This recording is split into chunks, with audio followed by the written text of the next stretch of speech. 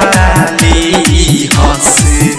हंस के न कर बात मजाक वाली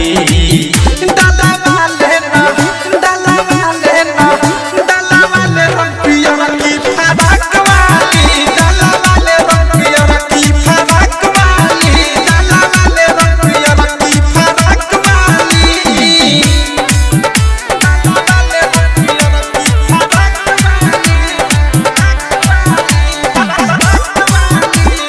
डायमंड रिकॉर्डिंग स्टूडियो चंदन।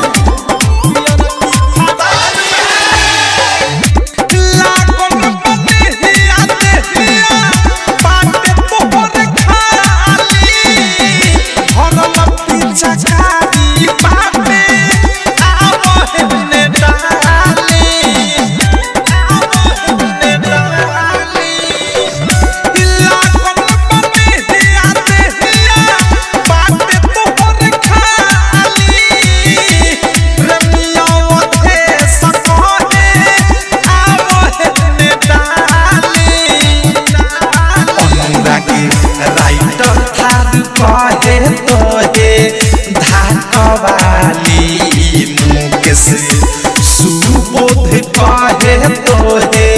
धाका वाली डाला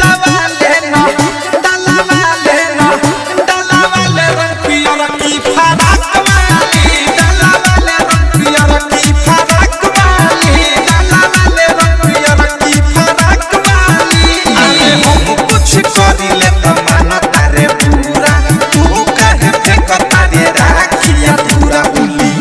हो खेला न का दो औरी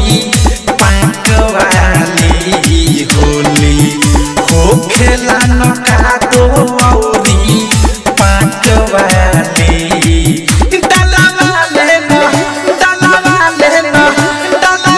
रंग पियर की फराक वाली डाला वाले रंग पियर की फराक वाली डाला वाले रंग पियर की फराक वाली।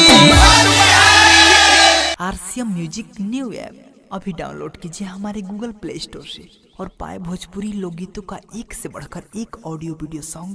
बिल्कुल मुफ्त।